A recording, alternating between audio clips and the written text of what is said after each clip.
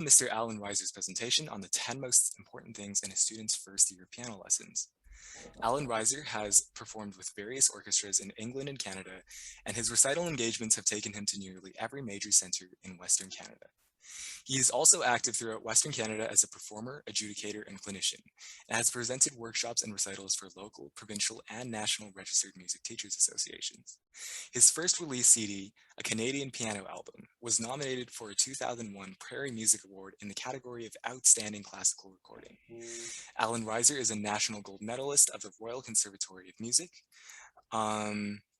He has been honored by Calgary's Mount Royal University with the Distinguished Faculty and Teaching Award in 1992, and by the Royal Conservatory of Music with a Teacher Distinction Award in 2020. He currently operates a private piano studio in Calgary.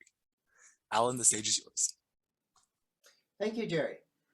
And good afternoon, everyone. I am Alan Reiser. First of all, I have to say I'm delighted that the From Art to Heart Society has provided this opportunity for me to share what I have learned about teaching the beginner in over 50 years of teaching piano. Just to let you know where this talk is going to go, it's going to be completely practical in nature. I will not be dealing with any of the sort of things such as how to teach different personalities, how to spot different learning types, motivation, any of the psychological side of that. It will be entirely about those practical elements that I feel must be considered and implemented in the first year of studies. As time is short, I will just jump right in, but I do have one thing to say, and I think it's fairly important. I have made a very in-depth transcript of this talk, which has much more information in it than I can get into a 35-minute Zoom conference. So at the end of this conference, Sarah will let you all know how to access this transcript, and I encourage you to do so. Okay, 10 most important things for a beginner. Number one, the first year piano student will need the help of a parent. This is very important. All students progress faster with the support and active participation of a parent. So be sure to enlist a parent to sit through the lessons and help out with the practice at home. The younger the student. I'm so sorry to interrupt. We're getting a lot of people in the chat saying that they can't hear you. So is it possible for you to speak closer to the microphone or turn up your input audio somehow?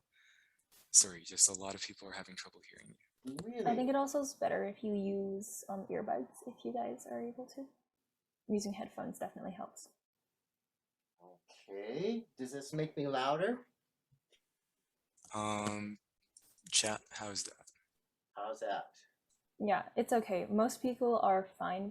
As long as the audience is able to put in like maybe headphones or earbuds, it should be better. Okay. Sorry, Alan, go ahead. Okay, so where should I start? Should I start at number one again? Sure. Okay, I'll start at number one. Okay, and by all means, let me know if you can't hear me. So the first year piano student will need the help of a parent. All students progress faster with the support and active participation of a parent. Be sure to enlist a parent to sit through the lessons and help out with practice at home. The younger the student, the more important this is. Now, and this is very important. The parent does not need to know how to play the piano or have any musical knowledge whatsoever. They are not there to teach. They are there to provide structure, support, and encouragement. I can't stress this enough to have a parent there.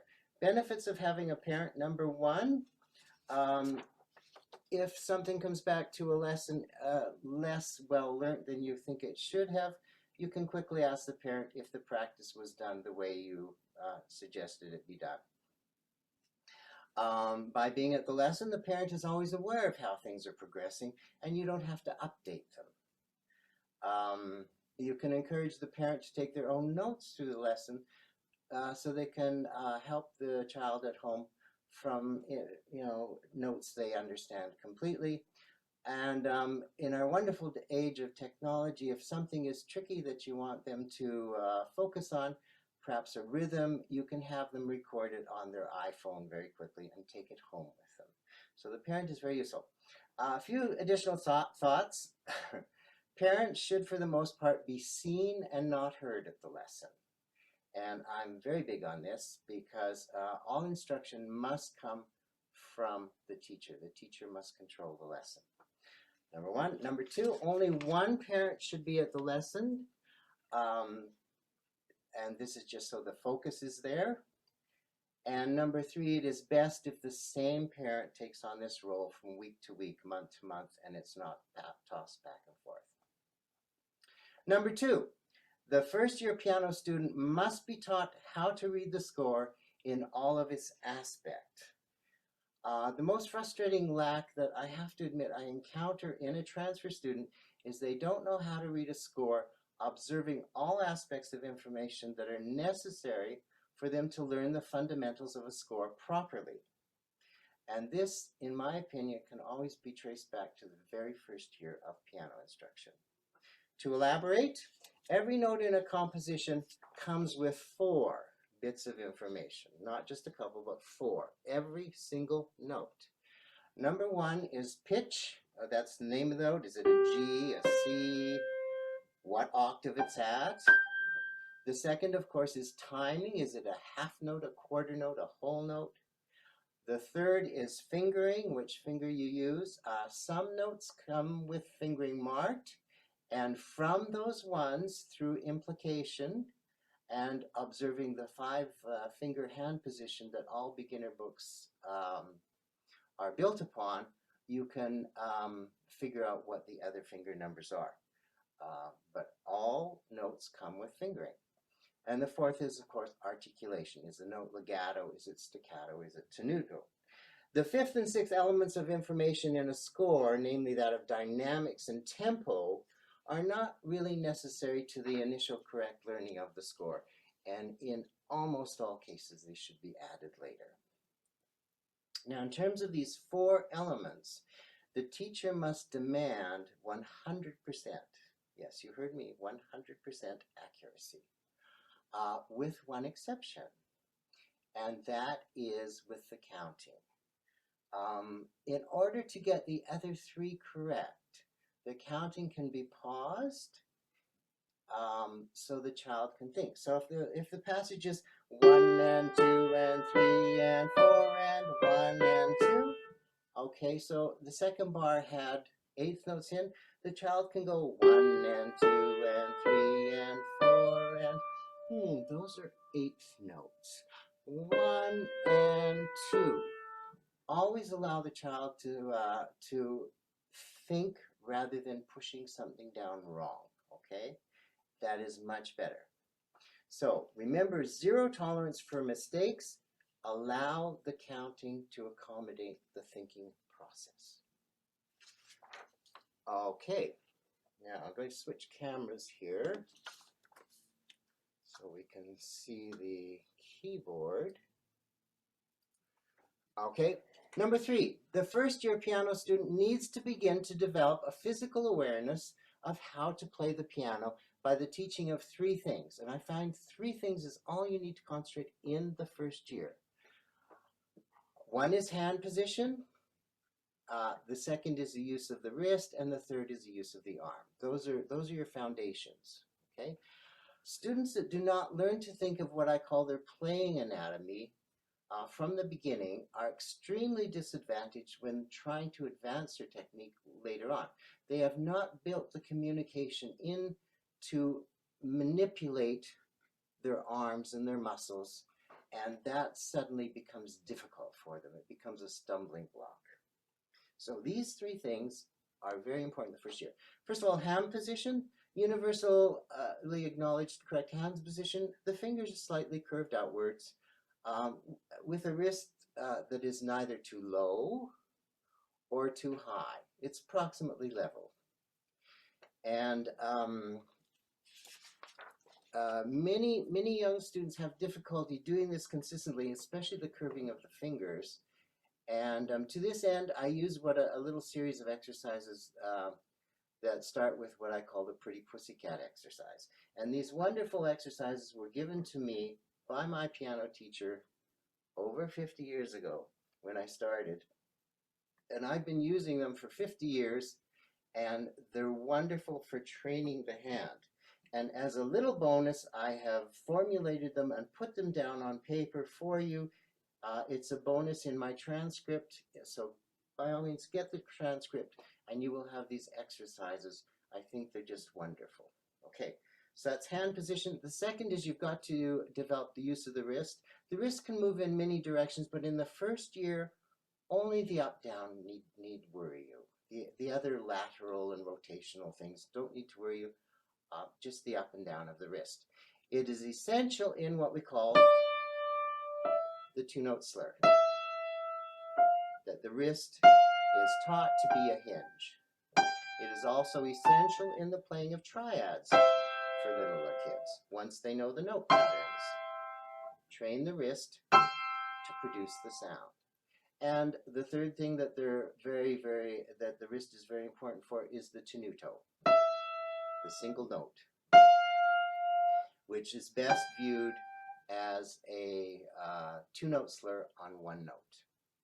So you need to develop the use of the wrist. The third thing is the use of the arm, and this is one of the fundamental things in all piano playing. The arm has to be free to bounce up and down. So you have to teach staccato to your first-year kids. If you can find pieces, and many of them are like this, that have repeated notes, this is excellent. That's where they can learn arm staccato. So the development of these three basic concepts lays a foundation of body and motion awareness that you can build upon later. And all students learn the very, very important rule that sound is motion, and how you move will affect the sound that you produce. I'm just going to switch cameras again here. All right, number 4. The first-year student must be taught how to practice. No one would deny that playing the piano eventually is an art, but in actual fact, practicing the piano is also an art. And later on, Colleen is going to talk about that for more advanced students, and that's just terrific. Now, how to teach practicing? There are 2 ways to teach practicing and use them both. One is by guidance, and the other is by example. Okay, so guidance is when you assign a new piece, be sure to give specific practice instructions relating to the piece, and that's very important. The other is by actually practicing with a student, and that is example.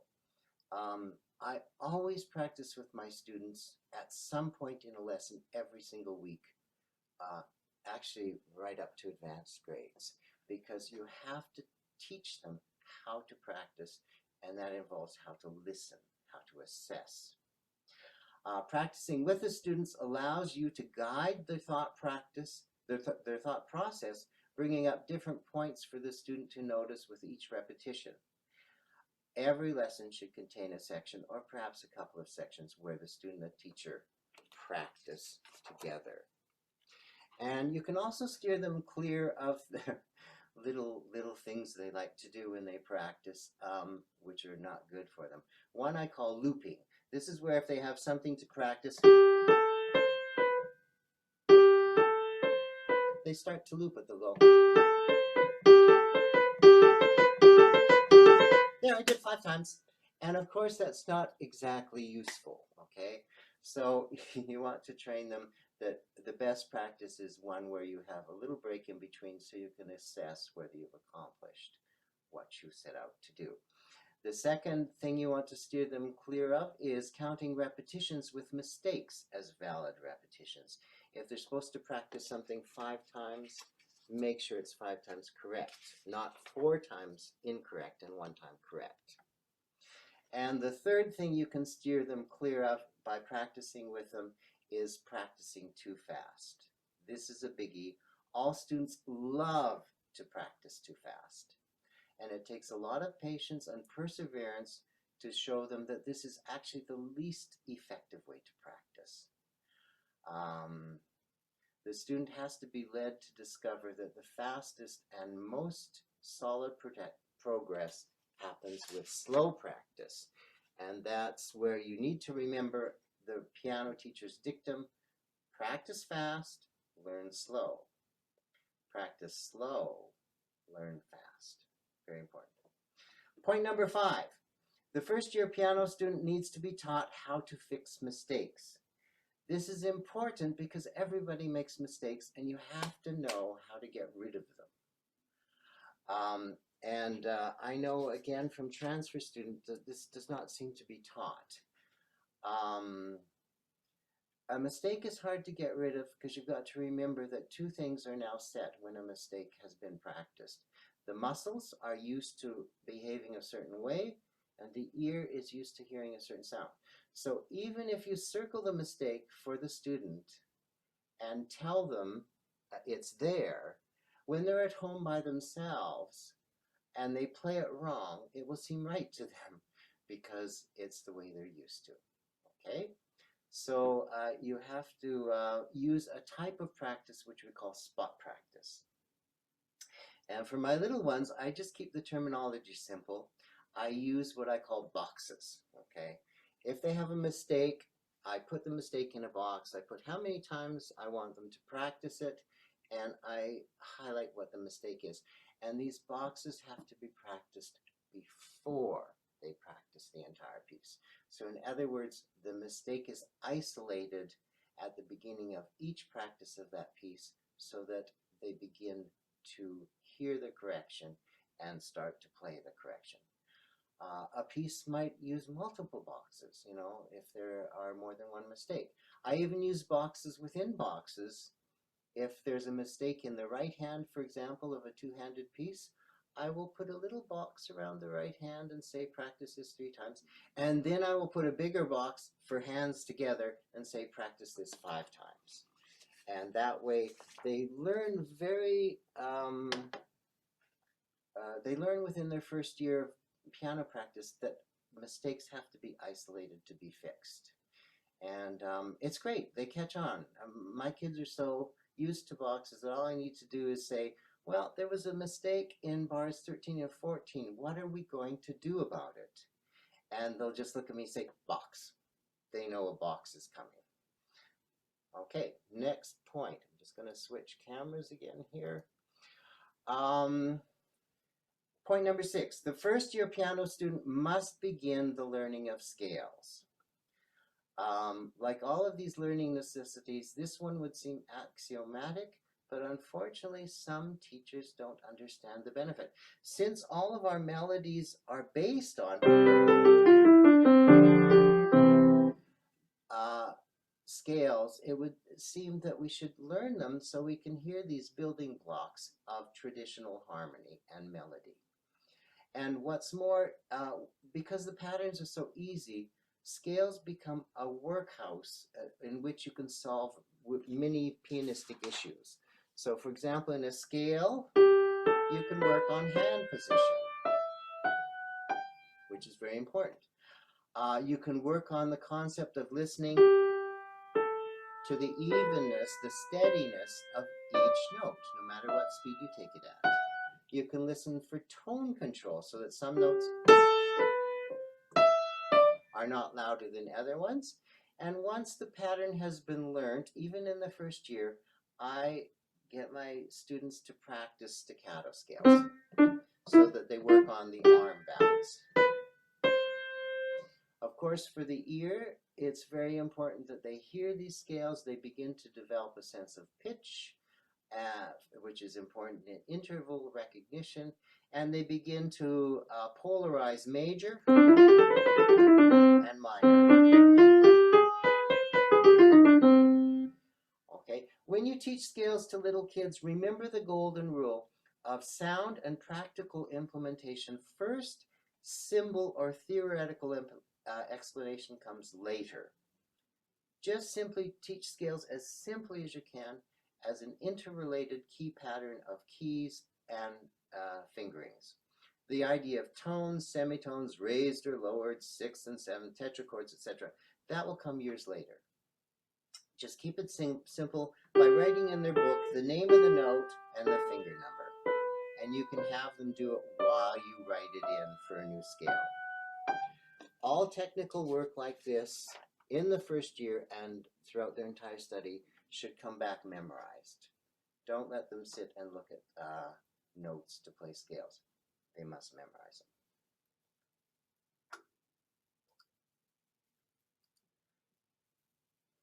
Okay, number 7.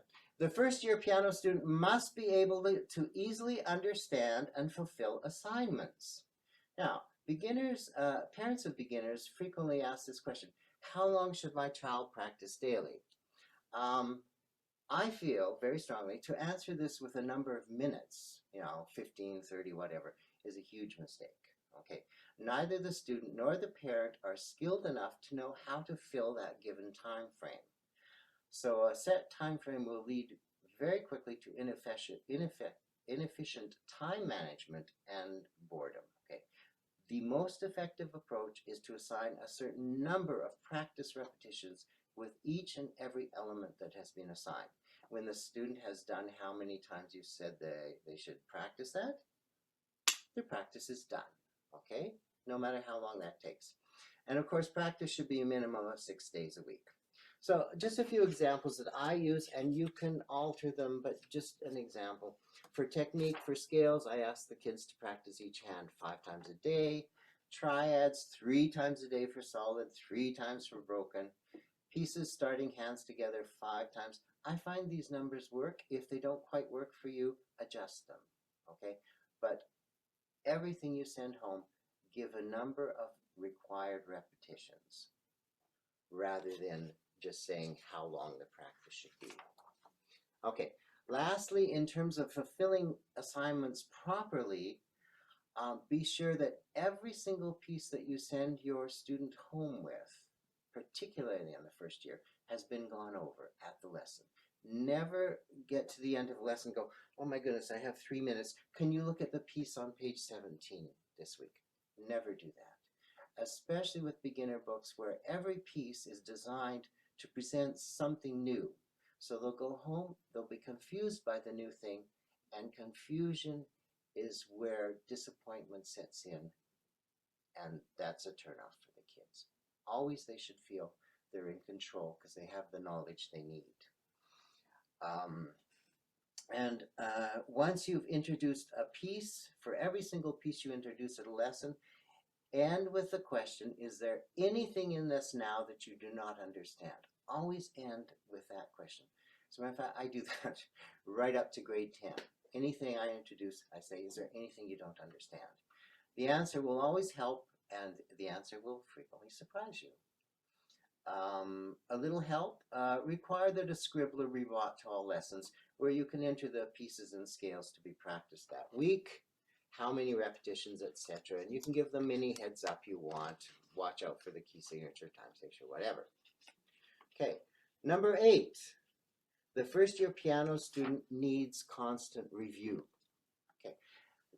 As you teach, it will seem to you that a student absorbs new names, symbols, and concepts very easily, and indeed they do, especially if they're explained properly. However, it's important to realize that a young student is at a period in their lives where a tremendous amount of information is being fed to them on a daily basis.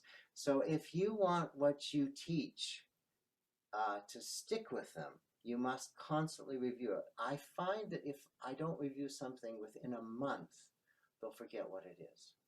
It's that quick. Okay. So you must review pitch, note names, time values, key signature, time signature, sharps, flats, everything. Okay. Don't leave anything out.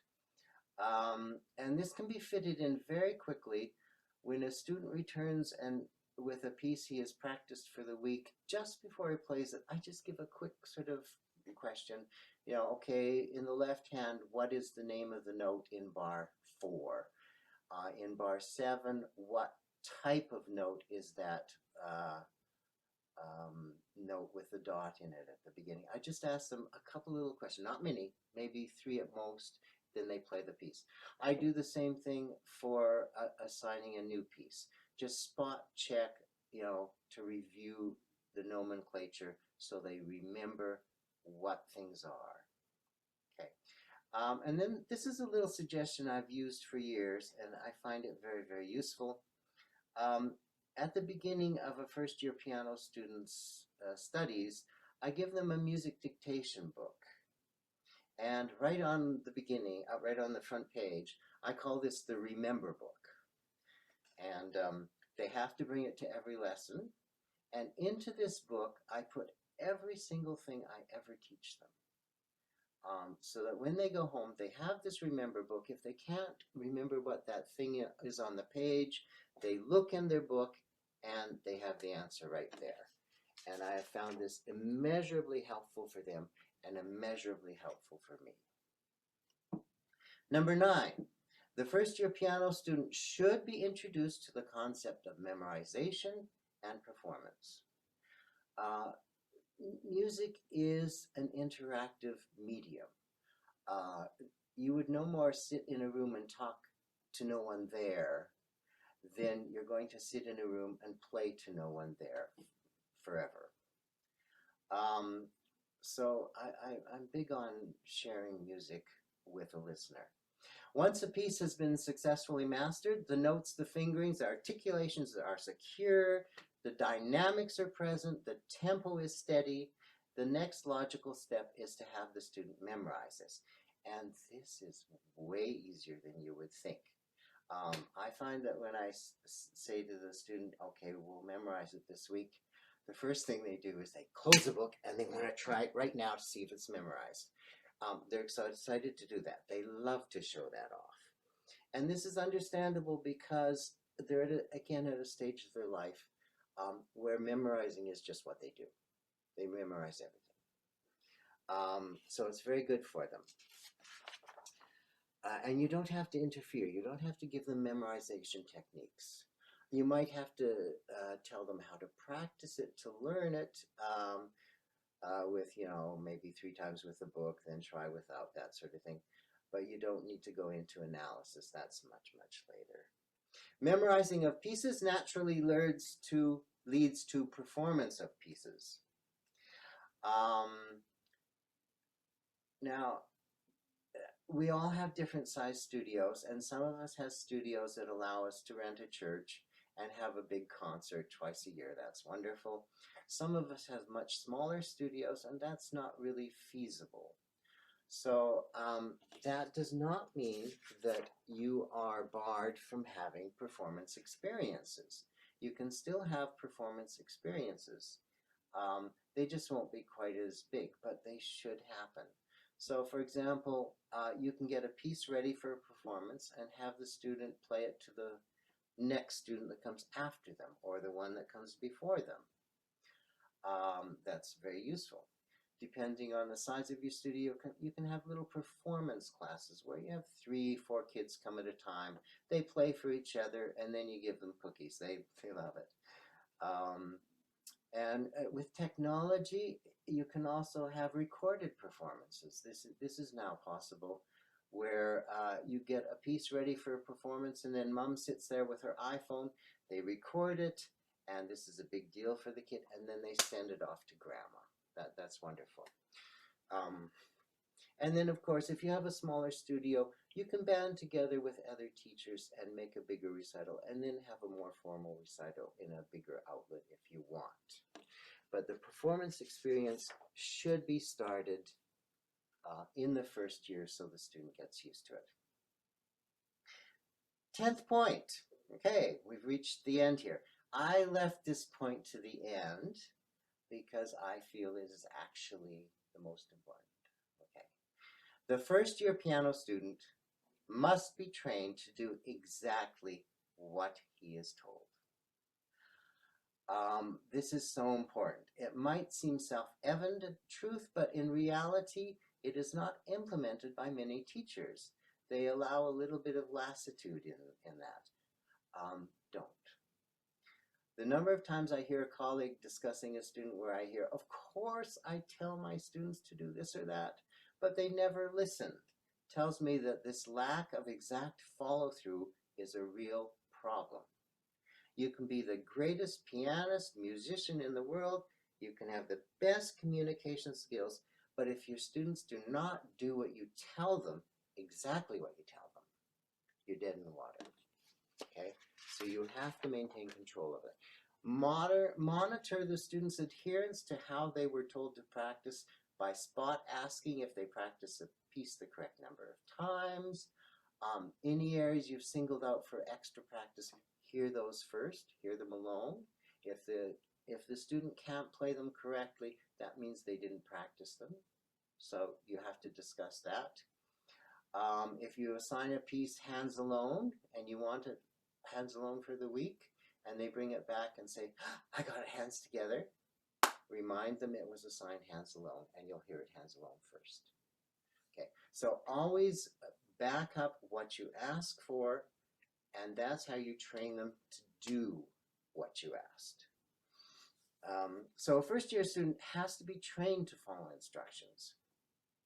By constantly asking questions about practice, you would reinforce this concept, and the first-year student learns that the fastest route to musical studies lies in following the teacher's instructions to the letter. And that brings me to the end here. I just have one little thing one little dictum that I came up with a few years ago, which has to do with getting kids to follow your instructions. And I'm just going to read it here. And again, it is in the transcript. So I like this little dictum. First of all, discipline is the beginning, the fundamental, the foundation. Discipline, when you couple it with repetition, creates something that we call skill. When you have skill and you couple it with aesthetics, this becomes a craft.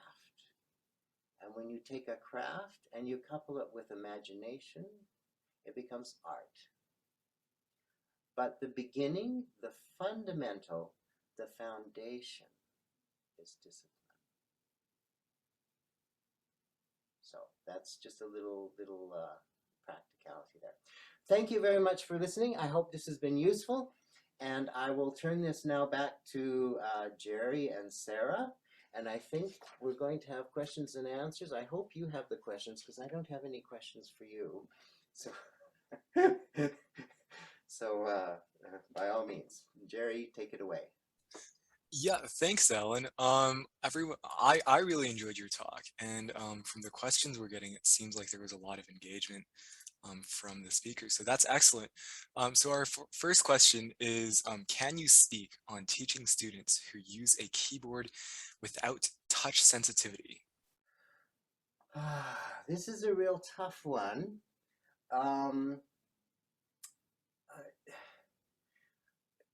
All I can say is this.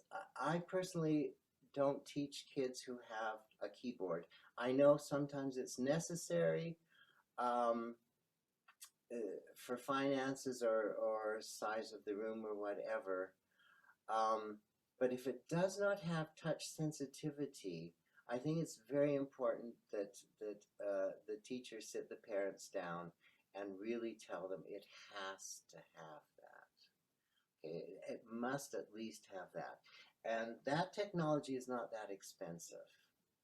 That's all I can say. If it doesn't have touch sensitivity, it's not even a piano, it's a different breed. So hopefully that will help you. Okay, our next question would be, would you teach full octave scales in the first year? In the first year, I know Toronto in their beginning little Toronto Conservatory in their beginning grades, preparatory A and B, both of which I sort of ignore. They have 5-finger hand position scales. I do not teach those. Why? Because the fingering is wrong. Okay, so I teach the first scale I teach is 1 octave because the fingering is correct. And that is not that hard for the kids to master, really. This is personal. I cannot tell everybody what to do, But the fact that the fingering for the pentatonic scale is incorrect bothers me. My teacher, my wonderful teacher many years ago said, never teach in a way that you have to correct later. So I follow that philosophy. Nice. Okay. There were a couple questions actually asking you to elaborate a little bit more on your dictation book, like what exactly you write in there, and then how you go through, like the process of writing through it, I guess. Well, I do it very quickly at the lesson. It's not something I prepare in advance. And every single thing that I teach at the lesson, I put in the book.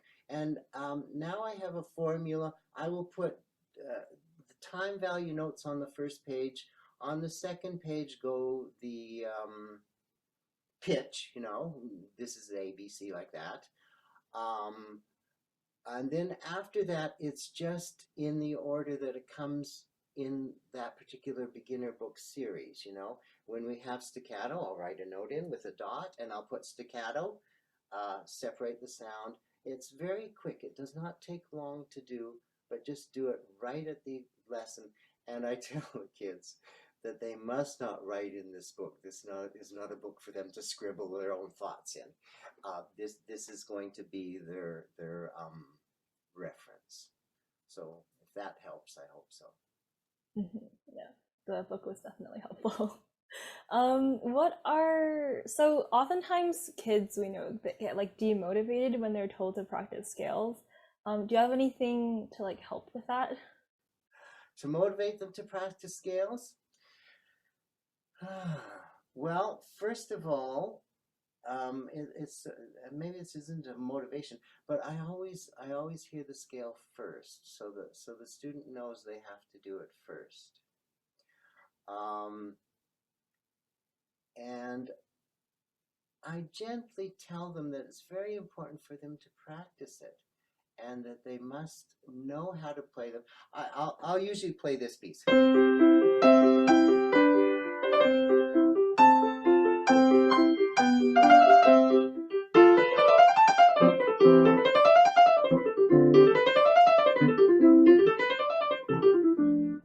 And I'll say to them, it's lovely, isn't it? It's by Mozart. And I'll say, do you think you could play it if you don't know how to play scales? And that sort of gets the point across. So it does take encouragement. Yes, I know that. As the kids get to know the scales better, I feel that by practicing staccato, the more ways you have to practice something, the more motivated you'll be to do it. To do something 5 times in a row the same way is a little dull. So if you can get them to do it staccato, that's a different way. That helps. Towards the end of the first year, I'll already have 2 speeds. I'll say you have to do it 2 times slow, 1 time staccato, 2 times fast. And that's not as uninteresting. That's more interesting. So hopefully that can help. Yeah. There were also questions asking about what materials you use for like method books, theory books, or does it depend on the student? It depends on, I'm going to be honest, I use almost everything. My number one requirement for a beginner book is that at least the first book, hopefully the first 2 books in that series, come without any articulations. I'm dead set against the beginner book that comes with the articulations written in from the beginning, because it's too much information on the page, and the kids very quickly learn how to ignore that information.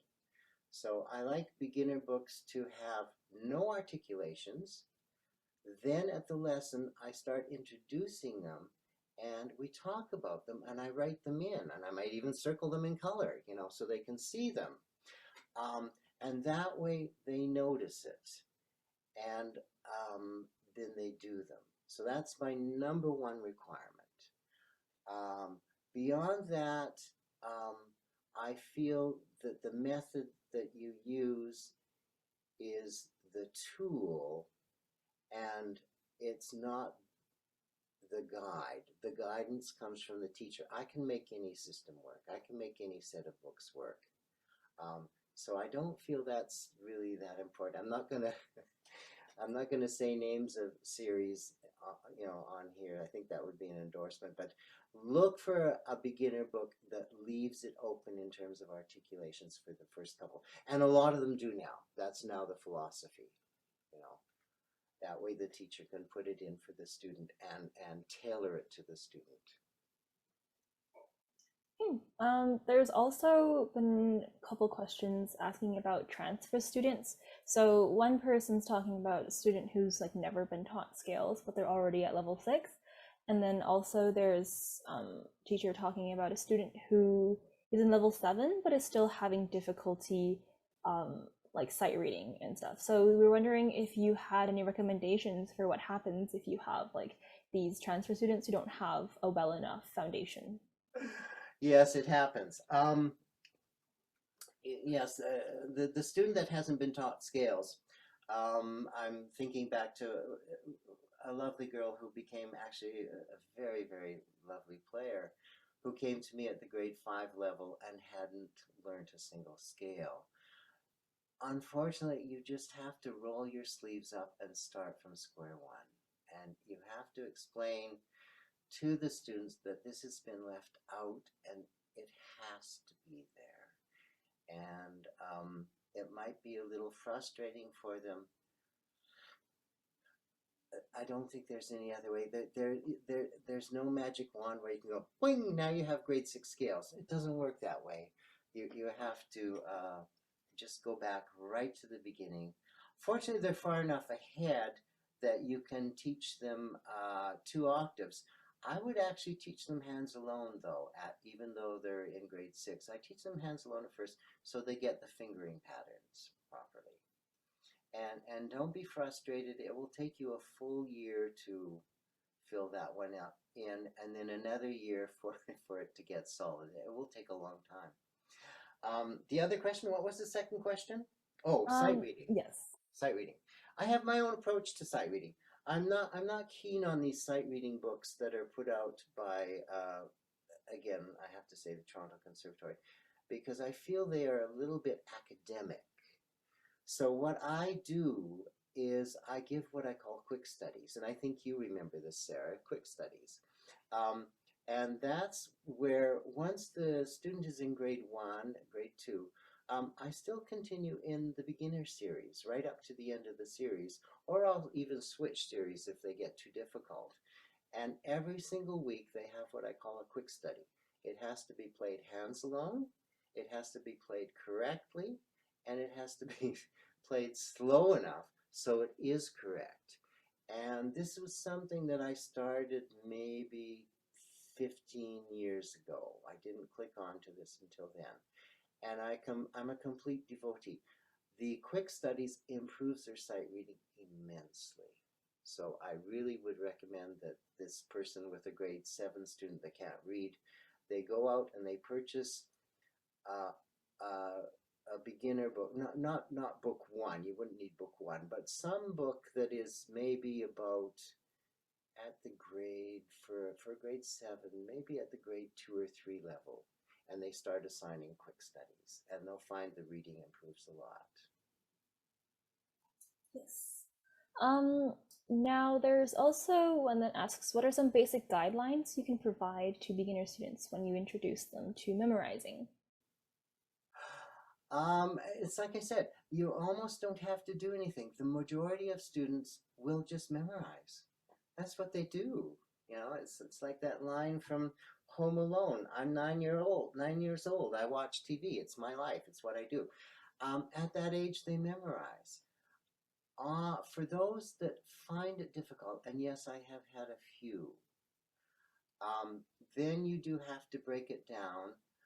Break down the size of the piece, put it into little sections, have them practice a section maybe 4 times, 5 times, close the book, see if they know it. If they don't know it, fine, do the same process the next day and try it again.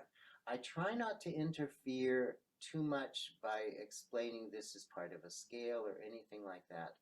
That comes later. I would like them to just naturally memorize. So yes, you can try breaking it down. You can tell them how to practice it. Alternate the book. without the book, without the book, that sort of thing. And that usually works. I'm thinking of a first year student I had now. It was really hard for her to memorize, and we went through that process. And now at the end of the first year, her memorizing is much better. It will get better. There's one more question about scales. There's just a worry that if they're too young, they might not have the coordination to play like a full octave scale. So they're asking at what point in the first year do you actually start scales? I talked about this set of finger exercises that I do that I call the Pretty Pussycat exercises. And it takes to go through all the permutations of that through the 2 fingers, 3 fingers, 4 fingers, 5 fingers. It takes about 4 months to get through them. Okay, so I do not teach scales until they have gone through those finger exercises. Then I begin scales. And I find by that time the coordination is there. I would not start scales. Again, my wonderful teacher many, many years ago, she said, never start with scales. They're too complicated. And I agree. They're quite complicated. But anybody who's interested, start using these little exercises that I'm giving with this transcript. After you've gone through them, you'll find the coordination is much better and the scale is not so hard.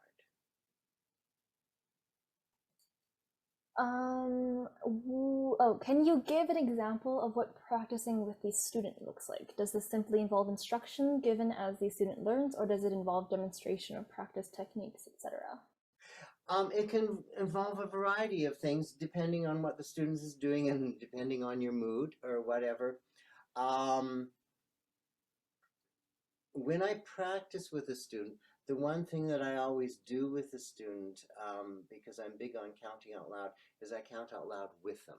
I will not count out loud for them, but I will count out loud with them. And that reinforces that they're supposed to count out loud. If they make a mistake, I'll stop them and explain what the mistake was and why it happened, at least why I think that happened, so that tries to guide them. Because I have 2 pianos, I have another piano over there. When I practice with a student, I frequently play along very lightly so that they can hear me a little bit, but they hear themselves principally. I might play along with them. Another little trick I have is I will stand behind them, and if I see, for example, the elbow going into a funny position or the wrist dropping, I will quickly nudge it into place as they're practicing. It can involve many different things, but the important thing is to do it with them. And I can't give a total answer because kids are going to come up with a different problem. I've been teaching for 50 years now. I still haven't seen all the problems. I still have kids that come to me with problems I haven't seen before. So you have to be inventive. I think the best thing I can say there is don't feel it's a preconceived thing, that it's going to be a sausage factory. Every child will need the same sort of guidance. Every child will need guidance, but it will change from student to student. I think we'll have one last question on teaching adults.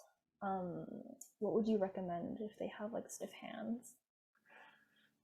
Okay, this is a tough one because obviously you can't change their anatomy. And yes, that's there. Before I say anything, I don't teach adults, so this is one I'm going to. I'm going to answer on sort of how I say theoretical. I think you have to do the same things with them that you would do with a more flexible, younger beginner. You just have to do it slower. That's all. It just takes time. And constantly encourage them to relax and find ways to make them relax. Build the motions in, because if you can move, if you can flex something, that's part of not being stiff. If you can't flex your wrist, you're stiff. If you can flex it, you're not stiff, you see. So just be patient.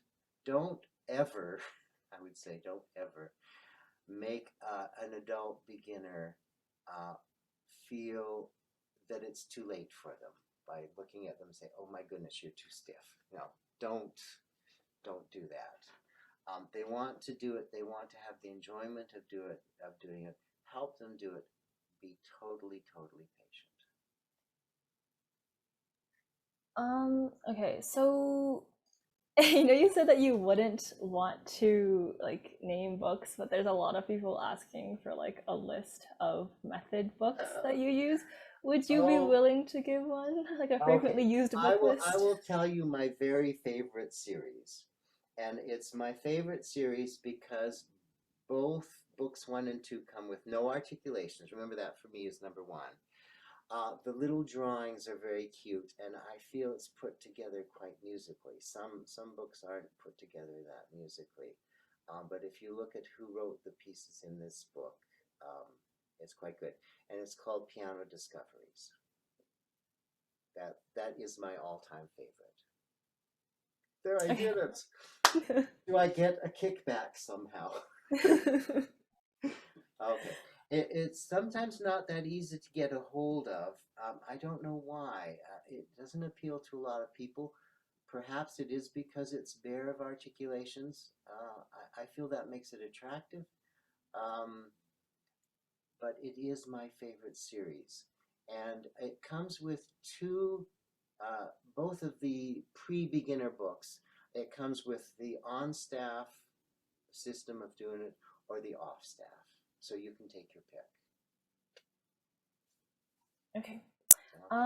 We have time for one more question, so I will ask this last one. It is, what happens if a student repeatedly comes back with the same mistake, even after you speak to the parent about it and going over with them over and over again during the lesson? There comes a point where you've met your Waterloo and you have to just say, okay, here's the deal. It's not getting fixed. There's something about it that's just not happening. We're going to drop the piece.